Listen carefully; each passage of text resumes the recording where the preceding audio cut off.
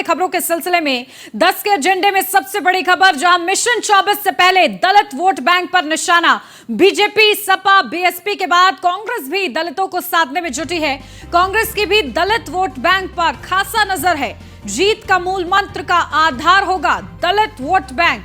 पिछले विधानसभा चुनाव में बीएसपी की वोट बैंक खिसकी थी, जहां बीएसपी का दलित वोट बैंक 10% तक नीचे खिसक गया था। इसकी वजह मुस्लिम वोटरों की बीएसपी से दूरी माना जा रहा है। तो उत्तर प्रदेश में 21 से 22% है दलित वोट बैंक, जहां दलितों में सबसे ज्यादा जाटव समुदाय का वोट बैंक है और इसको साधने में सभी पार्टियां जुटी हुई हैं। और कांग्रेस भी अब दलित वोट बैंक पर नजर बनाते हुए अपनी रणनीति को और ज्यादा धार देने का प्रयास कर रही है। तो बीजेपी हो, सपा हो, बीएसपी हो, उसके बाद अब कांग्रेस भी दलितों को साधने में जुट गई है। कांग्रेस की भी दलित वोट बैंक पर खासा नजर है और इस वोट बैंक को साधने के लिए तमाम पैतरे आजमाती अब कांग्रेस पार्टी नजर आएगी। जहां बीएसपी का दलित वोट बैंक 10% तक नीचे खिसका है, जिसका लाभ उठाने के लिए अब सभी पार्टियां मैदान में डट चुकी हैं। तो इसकी वजह मुस्लिम वोटरों की बीएसपी से दूरी माना जा रहा है कि आखिर दलित वोट बैंक कैसे बीएसपी से छूटा है, 10% तक नीचे खिसका है। तो उत्तर प्रदेश में 21 से 22% दलित वोट बैंक है।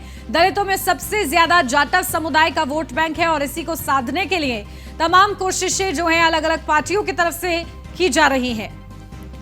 तो बड़ी महत्वपूर्ण अपडेट, क्योंकि 2024 का ये महत्वपूर्ण रण जिसको फतेह करने के लिए पुरजोर कोशिश हर एक पार्टी करती नजर आ रही है। और अगर 24 का किला फतेह करना है तो उत्तर प्रदेश पे सभी की नजर है और इस लिहाज से उत्तर प्रदेश पर खासा फोकस किया जा रहा है और दलित वोट बैंक को भी साधने का प्रयास हो रहा है।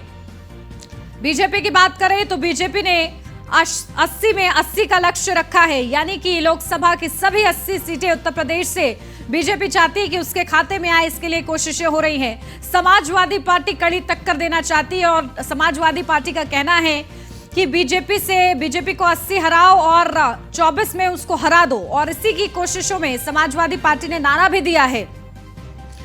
और इसी के चलते बीएसपी की अगर बात की जाए तो बीएसपी अपने कोर वोट बैंक के साथ साथ अन्य वोट बैंक पर भी नजर रखे हुए है। लेकिन इसी के साथ कांग्रेस अब बड़ी कोशिश में है कि दलित वोट बैंक जो बीएसपी से छिटका है वो उसकी झोली में आकर गिरे, और इसी प्रयास में कांग्रेस पार्टी अब जुटी हुई नजर आएगी। मैदान में कांग्रेस का आत्ममंथन चल रहा है, बैठकों का दौर हो रहा है। इन सब के बीच कोशिश यही है कि दलित वोट बैंक कैसे साधा जाए। और आपको बताएं तो दलितों में सबसे ज्यादा जाटव समुदाय का वोट बैंक है, तो उसे साधने का सबसे ज्यादा प्रयास हो रहा है। अपडेट ले लेते हैं, हमारे संवाददाता एसके वाजपेयी हमारे साथ जुड़ गए हैं। एसके, देखिए, बीजेपी हो, बीएसपी हो, सपा, सभी दलित वोट बैंक साधना चाहते हैं। अब कांग्रेस भी मैदान में है, क्या कोशिशें हैं? बिल्कुल, हम देखें तो उत्तर प्रदेश में 17 ऐसी सीटें हैं जो कि आरक्षित है लोकसभा की अगर हम बात करें। और सीधे तौर पर अगर हम देखें तो लगातार भारतीय जनता पार्टी हो, चाहे वो कांग्रेस हो या बीएसपी हो, समाजवादी पार्टी हो, सभी कोशिश कर रही है कि उत्तर प्रदेश में कहीं न कहीं जो दलित वोट बैंक है उसको अपने साथ लिया जाए ताकि बेहतर परफॉर्मेंस की जा सके। क्योंकि जब उत्तर प्रदेश के सर्टिफिकेट को देखेंगे तो 21 से 22% के करीब पे दलित वोट बैंक है। तो इस दलित वोट बैंक को साधने की जुगत में सभी पार्टियां जुटी हुई है, क्योंकि 2024 के लिए अगर बेहतर परफॉर्म करना है तो दलितों का साथ जरूरी है। और यही वजह है कि पार्टियां कोशिश कर रही है। हालांकि अगर हम उत्तर प्रदेश की बसपा की बात करें जो लगातार दलित वोट बैंक के लिए राजनीति करती है, तो बसपा का जो वोट प्रतिशत है वो 2022 के चुनाव में करीब 10% खिसका है, जो कि 12.33% पर आ गया है। क्योंकि 2022 का चुनाव रहा हो या उससे पहले 2019 का लोकसभा चुनाव रहा हो, भारतीय जनता पार्टी को दलित वोट बैंक मिला है और बीजेपी लगातार कोशिश कर रही है कि इसको बरकरार रखा जाए। यही एक वजह है कि भारतीय जनता पार्टी सरकार की कई ऐसी योजनाएं हैं जो दलितों को ध्यान में रखकर चलाई जा रही है, जिनका उद्देश्य है कि दलितों के जरिए कहीं न कहीं अपने जो वोट बैंक को बढ़ाने की कोशिश है वो लगातार जारी रखी जाए। भारतीय जनता पार्टी लगातार कोशिश कर रही है कि दलितों के जो वोट बैंक मायावती से खिसक रहे हैं उनको पार्टी के साथ जोड़े रखा जाए। क्योंकि इसके पहले के चुनाव में बीजेपी ने बेहतर परफॉर्मेंस की है और बीजेपी लगातार कहीं न कहीं कोशिश कर रही है कि 2024 के लिए इस दलित वोट बैंक को अपने साथ जोड़ा जाए। उसके लिए विभिन्न तरीके के अभियान पार्टी की तरफ से चलाए जा रहे हैं। जो भारतीय जनता पार्टी के दलित नेता हैं उनकी तरफ से लगातार कहीं न कहीं एक मैसेज देने की कोशिश की जा रही है। उसके अलावा अगर हम देखें तो कांग्रेस की तरफ से भी दलितों को लेकर यात्राएं निकालने की घोषणा की जा चुकी है। दलितों से संपर्क करने की पार्टी क्योंकि कोशिश कर रही है कि जो उसका पुराना दलित वोट बैंक है उसको पार्टी के साथ कैसे दोबारा से लाया जाए, उसको लेकर काम किया जाए, जिस पर लगातार कहीं न कहीं कांग्रेस में भी मंथन चल रहा है। तो एक कोशिश जो है, क्योंकि बड़ा वोट बैंक अगर हम देखें 20 से 21% का जो वोट बैंक है वो कहीं न कहीं स्पष्ट तौर पर दिखाई दे रहा है कि किस तरीके से उसको पार्टी के साथ जोड़ा जाए, कैसे बेहतर परफॉर्म किया जाए और उसकी कोशिश कहीं न कहीं पार्टी की तरफ से लगातार जारी है और लगातार पार्टी उस दिशा में आगे बढ़ रही है, कोशिश कर रही है कि बेहतर परफॉर्म किया जा सके, जिसको लेकर लगातार कहीं कहीं सभी पार्टियां अपनी पूरी ताकत झोंक रही है कि बड़े वोट बैंक को अपने साथ जोड़ा जाए, क्योंकि बिना दलितों के उत्तर प्रदेश में बेहतर परफॉर्म किसी भी पार्टी की तरफ से नहीं की जा सकती। बिल्कुल एसके, देखिए दलितों में सबसे ज्यादा जाटा वोट बैंक है और ऐसे में उसको साधने के लिए क्या कोई विशेष कोशिश नजर आ रही है? बिल्कुल, अगर हम देखें तो चाहे वो भीम आर्मी हो, क्योंकि भीम आर्मी भी लगातार समाजवादी पार्टी के संपर्क में है। भीम आर्मी की तरफ से भी लगातार कोशिशें की जा रही है और पार्टी लगातार कहीं न कहीं उन चीजों पर लगातार फोकस कर रही है जिससे कि बेहतर परफॉर्म की जा सके और उसको लेकर पार्टी कहीं न कहीं जो विभिन्न अभियान है वो लगातार चला रही है और पार्टी की तरफ से कोशिश की जा रही है कि उत्तर प्रदेश में बेहतर परफॉर्मेंस हो सके, उत्तर प्रदेश में दलितों को साथ दिया जा सके, जिसके लिए समाजवादी पार्टी भी लगातार भीम आर्मी को साधने की कोशिश कर रही है। क्योंकि अगर हम देखें तो मायावती के जो वोटर्स हैं उनको भीम आर्मी की तरफ से लगातार जोड़ने का प्रयास जारी है, खासतौर पर पश्चिमी उत्तर प्रदेश के जिलों में। यही एक वजह है कि बीजेपी लगातार कोशिश कर रही है। हम 2019 के सिनेरियो को देखेंगे तो जब समाजवादी पार्टी और बीएसपी मिलकर चुनाव लड़े थे उस दौरान भी जो मुरादाबाद मंडल था वहां की एक भी सीट बीजेपी नहीं जीत सकी थी। यही एक वजह है कि इस बार ही जीत सकी थी। यही एक वजह है कि इस बार इन सीटों पर भी खासा फोकस होगा, क्योंकि सपा और बीएसपी ने मिलकर उत्तर प्रदेश में 15 सीटें जीती थी। तो इन सीटों पर खास तौर पर जो दलित बाहुल्य हैं वहां पर भी पार्टी पूरी तरीके से फोकस कर रही है, चाहे वो बीजेपी हो, कांग्रेस हो या समाजवादी पार्टी हो या बीएसपी हो, सभी की तरफ से लगातार कहीं ना कहीं ये प्रयास जारी हैं। बिल्कुल, और देखिए किसकी कोशिशें रंग लाती हैं इसके इसी का इंतजार किया जा रहा है। आप बने रहिएगा हमारे साथ, लौटती हूं आपके पास जल्दी। बढ़ते हैं आगे, लखनऊ से अगली बड़ी खबर। बढ़ सकता है बीजेपी का महाजनसंपर्क अभियान। सांसद, एमएलए, पदाधिकारियों को लोगों से करनी होगी मुलाकात। जहां लोकसभा क्षेत्र में करीब 1000 प्रमुख लोगों से मुलाकात करनी होगी। प्रत्येक विधानसभा में 200 लोगों के हिसाब से संपर्क करना होगा और 30 जून तक पूरा ना होने पर जुलाई में भी यह अभियान चलाया जाएगा। यह महत्वपूर्ण अपडेट बीजेपी के महाजनसंपर्क अभियान से जुड़ी हुई, जहां बीजेपी का महाजनसंपर्क अभियान एक्सटेंड किया जा सकता है। अगर 30 जून तक लक्ष्य पूरा नहीं होता है तो जुलाई में भी यह अभियान चलेगा। राष्ट्रीय महामंत्री सुनील बंसल ने वर्चुअल बैठक में निर्देश दिए हैं इसके लिए। 27 जून को मेरा बूथ सबसे मजबूत अभियान की शुरुआत, तो पीएम मोदी मेरा बूथ सबसे मजबूत अभियान की शुरुआत करेंगे। भोपाल में जुड़ेंगे बीजेपी के करीब 3000 से ज्यादा प्रशिक्षित कार्यकर्ता। अपडेट देते हैं हमारे संवाददाता एसके, लगातार बने हुए हमारे साथ। एसके, देखिए बीजेपी का महाजनसंपर्क अभियान और इसके लिए लक्ष्य भी महा रखा गया है, यानी कि बड़ा लक्ष्य है। उसको हासिल करने के लिए अगर जून तक वो पूरा नहीं हो पाता है तो उसको एक्सटेंड किया जाएगा जुलाई तक। क्या इस संबंध में और जानकारी? बिल्कुल, अगर हम देखें तो बीजेपी लगातार 2024 के लिए माहौल बना रही है। एक महीने का विशेष अभियान भारतीय जनता पार्टी की तरफ से चलाया जा रहा है, जिसमें जनसंपर्क अभियान, घर घर जाकर संपर्क और साथ ही साथ बीजेपी का प्रबुद्ध वर्ग सम्मेलन, उसके अलावा बीजेपी की लगातार रैलियां पूरे प्रदेश भर में जारी हैं, जिसमें बीजेपी अध्यक्ष जेपी नड्डा भी उत्तर प्रदेश में रैली करेंगे। उसके अलावा गृह मंत्री अमित शाह भी उत्तर प्रदेश में रैली करेंगे। मुख्यमंत्री योगी आदित्यनाथ की रैलियां पूरे प्रदेश भर में लगातार जारी हैं, क्योंकि 30 मई से 30 जून तक एक महीने का विशेष अभियान चल रहा है। क्योंकि अब 21 तारीख से जो महाजनसंपर्क अभियान जो घर घर जाकर होना है, उसमें प्रत्येक लोकसभा क्षेत्र में 1000 लोगों को चिन्हित किया जाएगा, जो कि प्रबुद्ध जन होंगे, जिनके जरिए पार्टी पूरे लोकसभा क्षेत्र में एक मैसेज देगी। अपनी पार्टी किस तरीके से पार्टी की नीतियां हैं, कैसे उत्तर प्रदेश और केंद्र सरकार की योजनाएं हैं, जिनका लाभ लोगों तक पहुंचा है, उनका दस्तावेज भी उनको सौंपा जाएगा। अगर हम लोकसभा की बात करें तो एक लोकसभा में करीब 5 विधानसभाएं होती हैं, तो मतलब एक विधानसभा में करीब 200 लोगों को टारगेट किया जाएगा, जिनके जरिए से अपना मैसेज पूरे विधानसभा क्षेत्र में और 1000 लोगों के जरिए अपना पूरा मैसेज जो है पूरे लोकसभा क्षेत्र में पहुंचाने की कोशिश भारतीय जनता पार्टी की होगी। हालांकि इसके लिए जो उत्तर प्रदेश के सांसद हैं, विधायक हैं, उनको पार्टी ने लगाया है कि वो जाएं, लोगों से संपर्क करें, उनके बीच में संवाद करें, उनके साथ बैठकें करें, उनको केंद्र सरकार की 9 साल की उपलब्धियों की बुकलेट सौंपें, उनको बताएं कैसे लोगों को केंद्र की योजनाओं का लाभ हुआ है। तो ये बहुत सारे अभियान हैं जो लगातार चल रहे हैं। हालांकि इसको लेकर जो अभी तक समय सीमा तय है वो 30 जून तक के लिए है, लेकिन अगर 30 जून तक ये अभियान पूरा नहीं हो पाता है तो इसको जुलाई के महीने में भी पार्टी चलाने पर विचार कर रही है, जिसको लेकर बीजेपी के राष्ट्रीय महामंत्री सुनील बंसल ने कल एक वर्चुअल बैठक की थी, जिसमें यूपी के भी जो प्रदेश स्तर के पदाधिकारी हैं शामिल थे, साथ ही साथ दूसरे प्रदेशों के भी शामिल थे।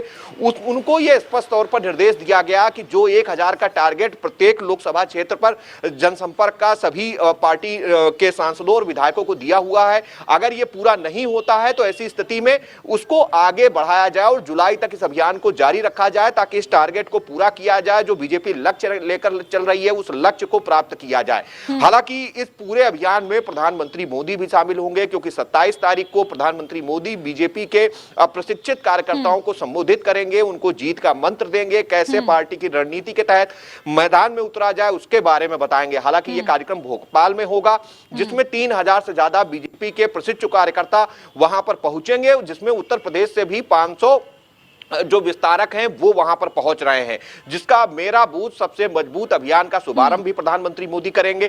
तो सीधे तौर पर हम देखें तो बीजेपी कहीं ना कहीं कोशिश कर रही है कि उत्तर प्रदेश के जो 1,72,000 बूथ हैं वहां तक अपने नेटवर्क को मजबूत किया जाए, कील कांटों को दुरुस्त किया जाए, जहां पर कोई रणनीति पर कायम है एसके कि बूथ जीता चुनाव जीता, और इसी की शुरुआत अब खुद प्रधानमंत्री नरेंद्र मोदी करने वाले हैं।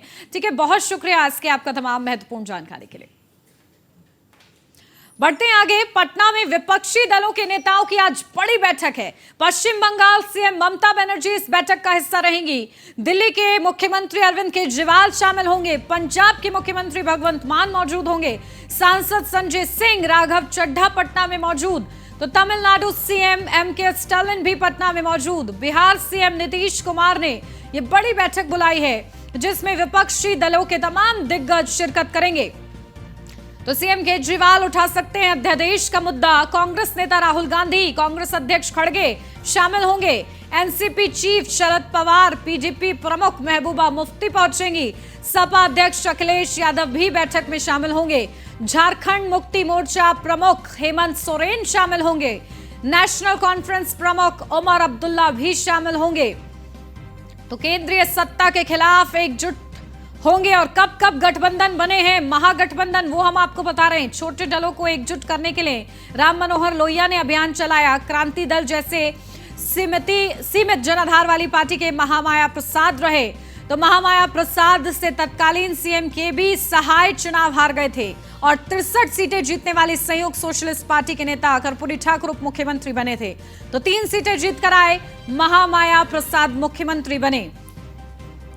तब लोहिया ने कहा था कि बड़े दलों को बड़ा दिल दिखाना चाहिए, और आज वो याद आ रहा है जहां 1974 में जयप्रकाश नारायण ने संपूर्ण क्रांति का नारा दिया था। जेपी आंदोलन में दलीय सीमाएं टूट गई थी। तो महागठबंधन का क्या इतिहास रहा है राजनीति में, वो आपको बता रहे। 23 जनवरी 1977 में कई दलों ने गठबंधन किया। जनता पार्टी में जनसंघ का भी विलय हुआ था। तो मुद्दा महंगाई, बेरोजगारी और लोकतंत्र की रक्षा था। और इसी के साथ संयोग से इस बार भी यही 3 प्रमुख मुद्दे उठाए जा रहे हैं। तो नीतीश कुमार सूत्रधार हैं, 3 बार दिल्ली दौरा उन्होंने किया है, पश्चिम बंगाल, महाराष्ट्र और उत्तर प्रदेश का भी दौरा किया है। तो 2015 में भी महागठबंधन बना था।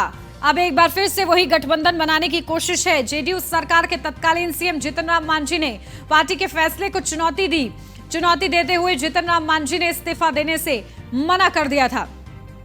तो मांझी के खिलाफ कांग्रेस और आरजेडी ने नीतीश का समर्थन किया, तो मजबूरन मांझी को इस्तीफा देना पड़ा था। तो 2015 के विधानसभा चुनाव में महागठबंधन को बड़ी जीत मिली थी। 243 सीटों में से 178 सीटें महागठबंधन को मिली थी। अपडेट लेते हैं, हमारे संवाददाता पीयूष तिवारी हमारे साथ जुड़ गए हैं। पीयूष, देखिए एक बार फिर से महागठबंधन की तैयारी है। इससे पहले भी राजनीति में इतिहास रहा है कि कब कब महागठबंधन हुआ है, अपने अपने दर्शकों को बताया भी, लेकिन इस बार उम्मीदें काफी ज्यादा हैं। लेकिन क्या विपक्ष एकजुट हो पाएगा सत्ताधारी बीजेपी के खिलाफ? देखिए, निश्चित रूप से अगर हम बात करें तो एक बड़ी बैठक बिहार के पटना में बुलाई गई है और सबसे बड़ी बात है कि तमाम विपक्षी दलों को बताया जा रहा है कि एकता के लिए ये बैठक बुलाई गई है, लेकिन ऐसा लग नहीं रहा है, क्योंकि आप देखिए तमाम जो विपक्षी दल हैं उनके अलग अलग सुर अभी बैठक से पहले ही कहीं ना कहीं नजर आ रहे हैं। दिल्ली के मुख्यमंत्री अरविंद केजरीवाल कह रहे हैं कि जो केंद्र सरकार अध्यादेश लेकर आई है उसके खिलाफ हम इस बैठक में चर्चा चाहते हैं। कांग्रेस कह रही है कि अरविंद केजरीवाल कहीं ना कहीं सौदेबाजी कर रहे हैं। मल्लिकार्जुन खड़गे कह रहे हैं कि ये बैठक कहीं ना कहीं विपक्षी एकता को लेकर है, ना कि अध्यादेश को लेकर है, और अध्यादेश को लेकर तो सदन में चर्चा होगी और सदन में इसको लेकर कहीं ना कहीं कौन समर्थन करेगा कौन नहीं करेगा ये देखने वाली बात होगी। तो निश्चित रूप से अरविंद केजरीवाल का ये रुख है। मायावती कह रही हैं कि दिल मिले या ना मिले, हाथ मिलाते रहिए, मुंह में राम बगल में छुरी। मायावती अपना तर्क दे रही हैं। जयंत चौधरी पारिवारिक कार्यक्रम का हवाला देते हुए वो इस विपक्षी दलों की बैठक से कहीं ना कहीं किनारा कर रहे हैं। चूंकि 11 बजे से ये बैठक होगी, इसके साथ ही तमाम जो विपक्षी दल जिनको न्योता भेजा गया था उनमें ज्यादातर जो विपक्षी दल के नेता हैं वो पहुंच चुके हैं। मल्लिकार्जुन खड़गे की बात करें या कांग्रेस के नेता राहुल गांधी की बात करें, तमाम लोग पटना में मौजूद हैं। थोड़ी देर में संभवतः पटना के कांग्रेस मुख्यालय में अगर हम बात करें तो वहां पे राहुल गांधी का संबोधन भी होगा। इसके साथ ही तैयारी वहां पे पूरी कर ली गई है जहां पे ये बैठक होने वाली है। और निश्चित रूप से लोकसभा के चुनाव नजदीक है, ऐसे में खासतौर पे जो समान विचारधारा के विपक्षी दल है उनको एक मंच पे लाने की जो कवायद है वो नीतीश कुमार कर रहे हैं। लेकिन सबसे बड़ी बात है कि आखिर विपक्ष का पीएम पद के लिए उम्मीदवार कौन होगा, चेहरा कौन होगा, क्योंकि पिछली बार भी जब ममता बनर्जी ने इस तरीके की कवायद की थी, इस तरीके की कोशिश की थी और इसी पैटर्न पर कहीं ना कहीं उन्होंने भी तमाम नेताओं से अलग अलग राज्यों में जाकर मुलाकात किया। दिल्ली में बड़ी बैठक बुलाई गई और कहीं ना कहीं एक मंच पर लाने की कवायद की गई थी, लेकिन शायद उस समय विपक्ष को सफलता हासिल नहीं हुई और भारतीय जनता पार्टी को विपक्ष चुनौती देने में असफल रहा। ऐसे में इस बार जो विपक्ष की बड़ी बैठक बुलाई गई है, तमाम तरीके की बातें निकलकर सामने आ रही हैं। संजय राउत सीधे तौर पे कह रहे हैं कि शायद 2024 का लोकसभा चुनाव आखिरी होगा, यानी कि इसके बाद चुनाव ही देश में ना कराया जाए, इस पर भी कहीं ना कहीं चर्चा हो सकती है। तो तमाम तरीके की बातें कही जा रही हैं। वहीं सबसे बड़ी बात है कि अलग अलग पार्टियों के अलग अलग जो नेता हैं उनके समर्थन में पोस्टर लगाए जा रहे हैं और सबसे खास बात है कि सभी जो समर्थक हैं वो अपने नेता को प्रधानमंत्री पद के उम्मीदवार के तौर पर देख रहे हैं। कांग्रेस पार्टी के तमाम नेता चाह रहे हैं कि राहुल गांधी प्रधानमंत्री बन जाए, ममता बनर्जी के समर्थक चाहते हैं कि ममता बनर्जी प्रधानमंत्री बन जाए, नीतीश कुमार अपनी दावेदारी उनके समर्थक ठोक रहे हैं कि वो प्रधानमंत्री बनने चाहिए। तो तमाम अलग अलग बातें अब देखना होगा कि विपक्षी दलों की जब ये बैठक होती है तो इसमें क्या कुछ रणनीति बनाया जाता है और क्या किसी एक चेहरे पर विपक्षी दल है वो कहीं ना कहीं सहमति जता पाते हैं या नहीं जता पाते हैं। सबसे बड़ी चुनौती कांग्रेस पार्टी के लिए हो जाएगी, क्योंकि जितने भी छोटे दल हैं वो कहीं ना कहीं कांग्रेस पार्टी पर ये दबाव बनाएंगे कि सीट छोड़ें, यानी कि जो ज्यादा से ज्यादा अगर विपक्षी दलों की सहमति बन भी जाती है तो कांग्रेस पार्टी के लिए बड़ी चुनौती हो जाएगी, क्योंकि जो छोटे दल हैं वो कहेंगे कि हम यहाँ से चुनाव लड़ना चाहते हैं, कांग्रेस पार्टी यहाँ से चुनाव ना लड़े। तो निश्चित रूप से कांग्रेस पार्टी के लिए भी एक बड़ी चुनौती होगी। लेकिन अभी देखने वाली बात कहीं ना कहीं विपक्षी एकता की जो बात की जा रही है वो इतना भी आसान विपक्ष के लिए इसलिए भी नहीं होगा क्योंकि राजनीति में ये आम है कि बिना फायदे के कोई भी दल जो है साथ में नहीं आते हैं। ऐसे में सब दल अपना फायदा देखेंगे और आखिर उस पर अंतिम सहमति बन पाती है क्या नहीं, ये महत्वपूर्ण मुद्दा रहेगा। साथ ही साथ इस बैठक में इस बात से किनारा किया जा रहा है कि प्रधानमंत्री के चेहरे पर बात होगी, क्योंकि कहीं ना कहीं विपक्ष भी संकोच रहा है कि इस पर सहमति बनाना मुश्किल है। बिल्कुल, सबसे बड़ी बात है कि पिछली बार भी जब कहीं ना कहीं इस तरीके की बैठकें बुलाई गई ममता बनर्जी की ओर से, तो सीधे तौर पे तमाम दलों ने ये कहा, जब दिल्ली के कॉन्स्टिट्यूशन क्लब में बैठक चल रही थी और बैठक में ये निर्णय लिया गया कि सभी विपक्षी दल एक चेहरे पर कहीं ना कहीं अपना अंतिम मुहर लगाएंगे, और कहीं ना कहीं वो अंतिम मुहर नहीं लग पाई और कई इसके पीछे कई कारण और कई वजह निकल कर सामने आई। चूंकि आज ये बैठक होने जा रही है, तो बताया तो जा रहा है कि महंगाई के मुद्दे पर भी बीजेपी को घेरा जाएगा, केंद्र सरकार को घेरना है, इसके अलावा अन्य कई मुद्दे हैं उस पर घेरना है। लेकिन सबसे बड़ी बात है कि सभी जो दल हैं ये तो चाहते हैं कि भारतीय जनता पार्टी को सत्ता से उखाड़ फेंकना है, लेकिन कहीं ना कहीं इसके लिए रास्ता क्या है, ये रास्ता निकालने में कहीं ना कहीं पहले भी असफल शायद रहे हैं, और इसी को लेकर एक रणनीति बनाने की कवायद की जा रही है और कोशिश की जा रही है कि किसी भी तरीके से विपक्षी जो दल है वो कहीं ना कहीं एक मंच पर उनको लाया जा सके, सहमति बनाई जा सके। जहां जहां जो पार्टी विपक्ष की मजबूत है वहां पे अन्य पार्टियों के जो उम्मीदवार हैं वो खड़े ना हो, ताकि कहीं ना कहीं जो विपक्षी दल जो सहमति से कहीं ना कहीं कोई कैंडिडेट खड़ा होता है तो वो वहां से जीत दर्ज कर सके, भारतीय जनता पार्टी के उम्मीदवार को वहां पे शिकस्त दी जा सके। तो तमाम तरह की रणनीति बनाई जाएगी, लेकिन कहीं ना कहीं इस बैठक से पहले ही सहमति बनती हुई दिखाई नहीं दे रही है। आप देखिए, मल्लिकार्जुन खड़गे कुछ और कह रहे हैं, कांग्रेस पार्टी के नेता संदीप दीक्षित कुछ और कह रहे हैं, अरविंद केजरीवाल कुछ और कह रहे हैं, मायावती कुछ और कह रही है, जयंत चौधरी कुछ और कह रहे हैं। हालांकि नीतीश कुमार और कांग्रेस पार्टी की बात करें, दोनों ही जो दल है, नीतीश कुमार की पार्टी की बात करें या कांग्रेस पार्टी की बात करें, ये लगभग इस बैठक में, बड़ी बैठक में सभी विपक्षी दलों के सुर एक हो पाते हैं कि नहीं, ये बड़ा सवाल बना रहेगा इस बैठक के लिए। बहुत शुक्रिया पीयूष आपका तमाम जानकारी के लिए। लखनऊ से अब खबर, जहां बीजेपी अध्यक्ष जेपी नड्डा और अमित शाह की यूपी में रैलियां होंगी। बीजेपी के महाजनसंपर्क अभियान के तहत रैलियां होंगी। जेपी नड्डा और गृह मंत्री अमित शाह के कार्यक्रम में बदलाव। 27 जून को श्रावस्ती में होने वाली नड्डा की रैली स्थगित कर दी गई है। पीएम मोदी के भोपाल के कार्यक्रम में शामिल होंगे जेपी नड्डा भी। तो 29 जून को बलरामपुर में जनसभा करेंगे जेपी नड्डा। गृहमंत्री अमित शाह 29 जून को बिजनौर में होने वाली जनसभा उनकी स्थगित कर दी गई है। 30 जून को गृहमंत्री अमित शाह बिजनौर में रैली करेंगे। तो महाजनसंपर्क रैली के लिए तमाम दिग्गज मैदान में डटे रहेंगे। अपडेट लेते हैं इस संबंध में, हमारे संवाददाता एसके वाजपेयी जुड़ गए हमारे साथ। एसके, क्या कुछ अपडेट? देखिए, तमाम दिग्गज मैदान में हुंकार भरते हुए नजर आएंगे। एक तरफ राष्ट्रीय अध्यक्ष तो गृह मंत्री अमित शाह चाणक्य की भूमिका निभाते हैं, इस बार भी क्या कुछ खास रहेगा? बिल्कुल, निश्चित तौर पर अगर हम देखें तो बीजेपी अध्यक्ष जेपी नड्डा और साथ ही साथ गृह मंत्री अमित शाह की उत्तर प्रदेश में रैलियां होनी है, क्योंकि इन रैलियों को लेकर पहले से ही कार्यक्रम निर्धारित है। बीजेपी का यहाँ का विशेष अभियान चल रहा है जो कि 30 मई से 30 जून तक है। हालांकि 27 जून को श्रावस्ती में जेपी नड्डा की रैली होनी थी जो स्थगित हो गई है। अब ये रैली 29 जून को बलरामपुर में करेंगे बीजेपी अध्यक्ष जेपी नड्डा, और साथ ही साथ गृह मंत्री अमित शाह की 29 जून को बिजनौर में रैली थी, उसका भी समय बदल गया है। अब ये रैली 30 जून को बिजनौर में करेंगे गृह मंत्री अमित शाह। तो सीधे तौर पर अगर हम देखें तो कहीं न कहीं भारतीय जनता पार्टी लगातार उत्तर प्रदेश पे अपना फोकस कर रही है, जिसकी वजह भी है कि उत्तर प्रदेश में सबसे ज्यादा लोकसभा सीटें हैं, चाहे 2014 का चुनाव रहा हो या उसके बाद 2019, दोनों चुनावों में बीजेपी की केंद्र में सरकार बनाने में उत्तर प्रदेश ने महत्वपूर्ण भूमिका निभाई है, और यही वजह है कि बीजेपी अपना फोकस लगातार उत्तर प्रदेश पर कर रही है। अब देखना यह है कि रैलियों के जरिए क्या संदेश भारतीय जनता पार्टी देने की कोशिश करती है। बिल्कुल, और ये दिग्गज किस तरीके से अपनी अहम भूमिका निभाते हैं इन रैलियों के जरिए भी देखना होगा। बहुत शुक्रिया इसके आपका। यहाँ रुक रहे हैं छोटे से ब्रेक के लिए, जल्द हाजिर होते हैं, आप बने रहिए न्यूज़ 1 इंडिया के साथ।